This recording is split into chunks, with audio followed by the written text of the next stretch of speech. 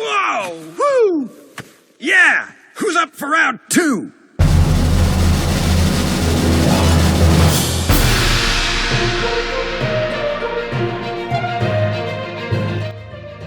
As I mentioned, it's been a really wild and crazy year for ranks 11 through 20, so brace yourself.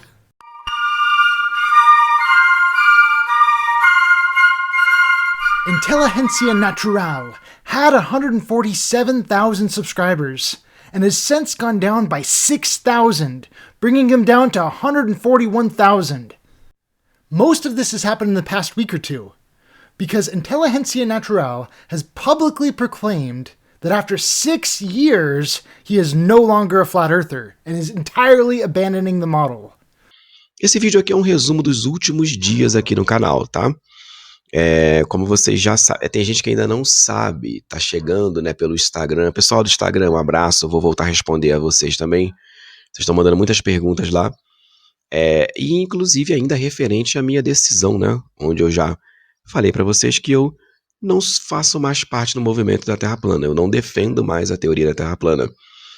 E não acredito mais que a Terra seja plana. Isso mesmo, palavra acreditar. É o tema central deste vídeo. With that, InstaNatural no longer qualifies for our list and passes 11th place off to the next competitor. Now, will he be joining the League of Anti-Flat Earthers? Only time will tell. As to why he left Flat Earth, from what I was able to gather, he made a trip to Norway, saw the Arctic 24-hour sun, and that was enough to bother him to the point that he no longer believes the flat earth. Let's continue! Last year, CelebrateTruth had 145,000 subscribers.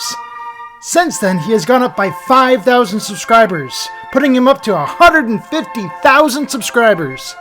On Facebook, CelebrateTruth has 21,000 followers. That puts him in 4th place on our Facebook rankings and knocks ODD TV, the #1 English flat earth channel on YouTube, out of the top 10 on Facebook and into 11th place. On Brighteon, CelebrateTruth has 454 subscribers, putting him in 3rd on Brighteon. On Odyssey, he has 4,227 followers, which puts him into 4th on Odyssey. In 12th place on YouTube, we have a new discovery. The truth is stranger than fiction, with 123,000 subscribers. Here's a clip from one of their videos. And speaking of the stars, there's all the things we've been realizing as we look closer with P900 lenses and everything, seeing that stars and planets are very different from what we've long assumed, and they seem to be more along the lines of like what Bob from Globebusters describes as sonoluminescent electromagnetic manifestations. I love that term, by the way, Bob. And yeah, it would seem that, so another net conclusion we've been realizing is that somehow the higher up you go into the atmosphere, at some point the stars begin to actually vanish from view. And so they are, for lack of a better word, somewhat holographic. And so it would seem that somehow you can't simply fly up into the enclosure of the firmament and get a close-up look at one. They just disappear.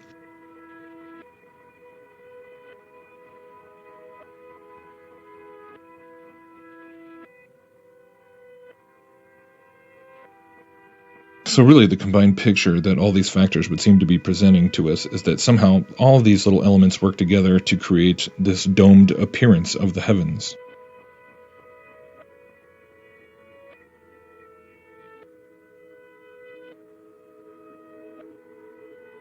And it's actually kind of funny because when you start watching a lot of these instructional videos on the celestial sphere as used by astronomy and navigation and everything, you hear over and over again them talking about how when you go outside and look up, it appears like the stars are on a dome, and this is what the ancients saw, etc.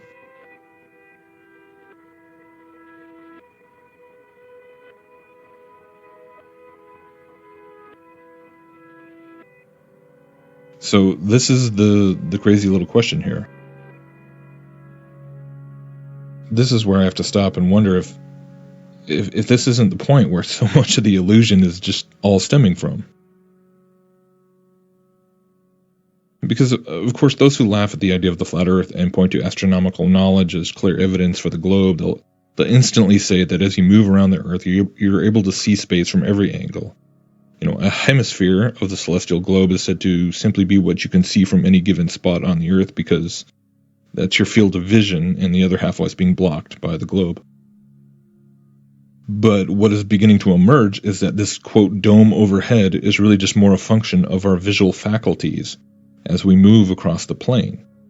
And it's created by a combination of factors such as perspective, atmospheric lensing, and perhaps the even yet to be understood hyperdimensional qualities of the luminaries themselves.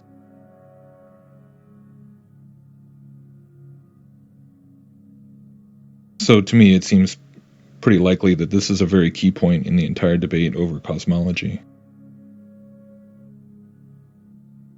And so much hinges upon this question of whether to just accept the assumption that the celestial hemisphere that one can see at any given time is a result of a person standing on a globe, looking out at roughly half of a vast infinite space,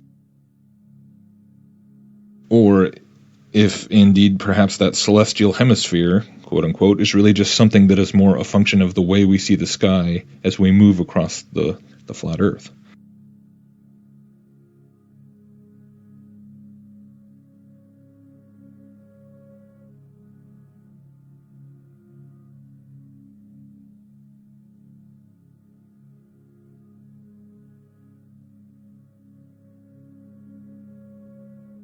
Speaking of statues of Atlas, most people are far more familiar with the one that stands in front of the Rockefeller Center in New York.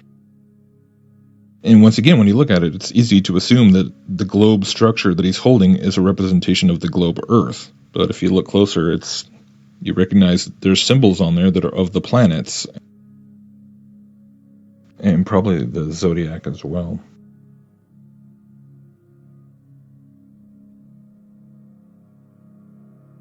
So again, it's the celestial sphere, not the terrestrial. And of course, if you're aware of just how much ancient occult knowledge is connected to folks like the Rockefellers and all the other statues and imagery they've got put up at that property and elsewhere, then, this again is something else that really makes you stop and think. The Truth is Stranger Than Fiction has 2,445 followers on Odyssey, putting them into 4th place on that line, knocking FE101, the biggest Flat Earth YouTube channel, down into 10th place over there. In 13th place,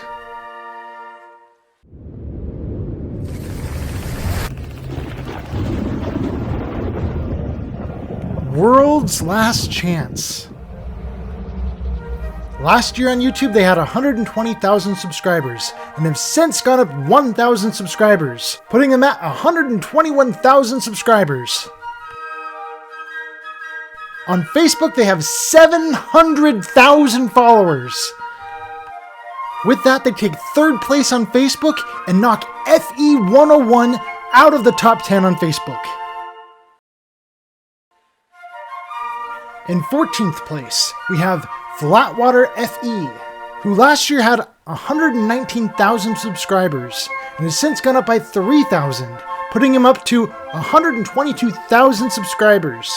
With that, he passes up World's Last Chance and takes 13th place from him. And so far, I have not found Flatwater on any other platforms, making them a YouTube exclusive. In 15th place, we have Brother Sanchez TV, who had 117,000 subscribers last year and has since gone up by 13,000, putting him up to a total of 130,000, surpassing World's Last Chance and Flatwater Fe, putting him into 13th place. Brother Sanchez has 12,000 followers on Facebook. That puts him in 7th place on that line and knocks Rob Skiba out of the top 10. The Rob Skiba, you'll always be one of my personal favorites. In 16th place, we have Mark Sergent, who had 102,000, has gone up by 2,000, and now has 104,000. On Rockfin, Mark has 9,800 followers, which puts him in 4th place on that line. On Brighteon, he has 481 followers, putting him in 3rd on Brighteon. In 17th place, we have Roberto Benitez, who had his channel terminated when he had 92.3 thousand subscribers. By last year, he was able to recover 91.5 thousand of that. Since then, he has changed his channel name to Roberto AI, and has set an all-time growth record for a single year by going up 195.5 thousand subscribers, bringing him to a current total of 287,000 subscribers, launching him all the way up to 5th place.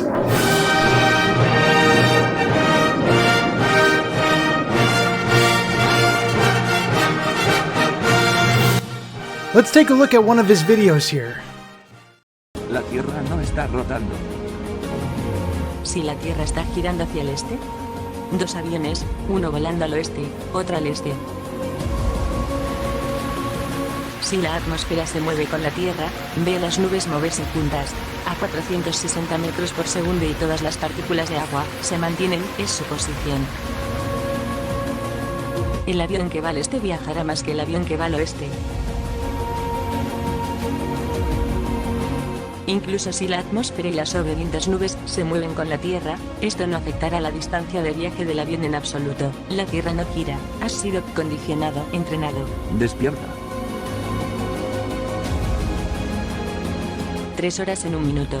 Considere el proyecto Red Bull Stratus De salto desde el espacio involucrando al paracaidista austríaco Felix Baumgartner. Establece el récord mundial de altitud en caída libre en octubre de 2012.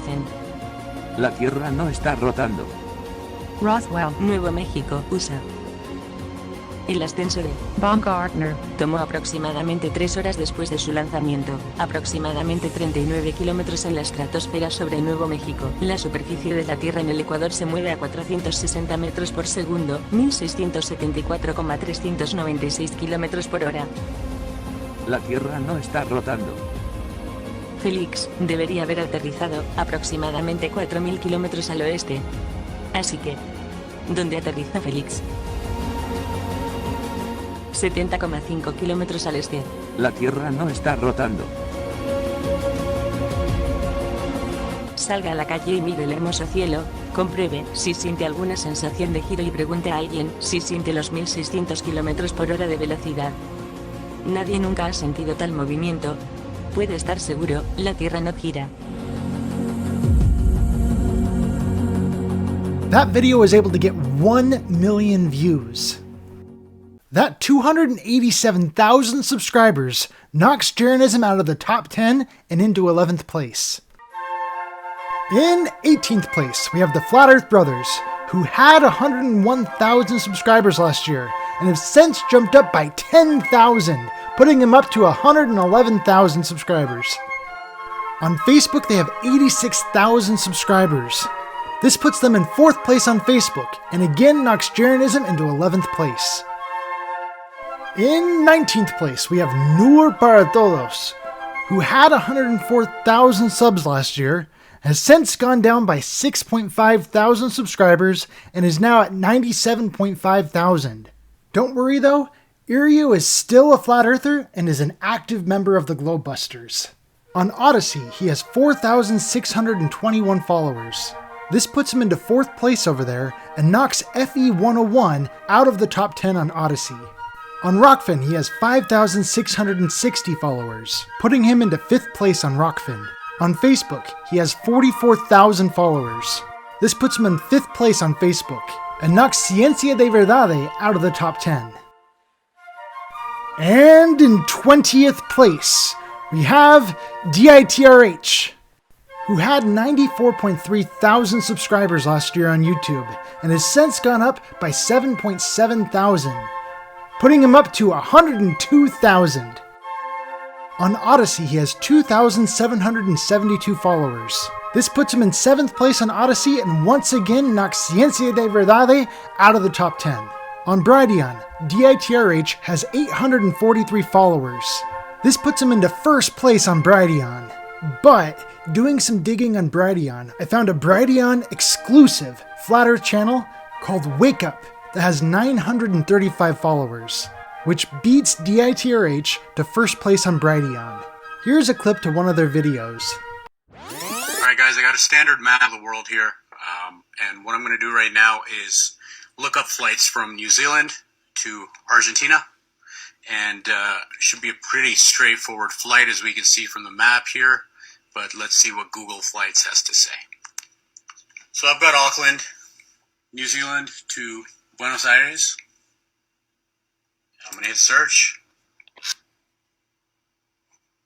Found a flight here. 2 stops, LAX, JFK. Okay. Auckland to Los Angeles to JFK, JFK to Buenos Aires, Argentina. Interesting. Let's look at the map again. So they want you to fly from here all the way up there and all the way across the United States and then come back down to Argentina. Why do you think that is? Does that make any logical sense at all? Now, what I have here is the standard flat Earth model of the world, Gleason's map. And here, this is New Zealand. According to that flight, we'd be going New Zealand to LAX, there, and then down. It's pretty much a straight line. Gets you thinking, doesn't it?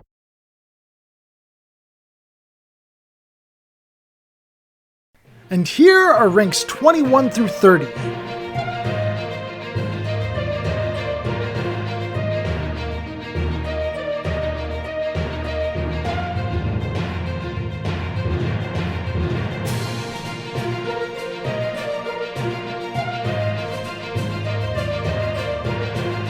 This message has been brought to you by the Flat Earth Institute of Science.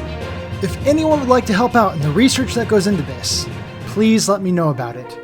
Thank you all for watching. Long live Flat Earth. Long live Flat Earth. Hey Karen, being the current queen of Flat Earth, it must be hard to find Flat Earth friends. Do you know an easy way to find cool people like yourself and solid info about our stationary, horizontal level plane? Why, yes, that would be the Flat Earth Sun, Moon, and Zodiac Clock app. It's the perfect gift for friends, family, and complete strangers. Just watch the featured video every day for 2 weeks and see what happens. It'll be the best $2.99 you've ever spent.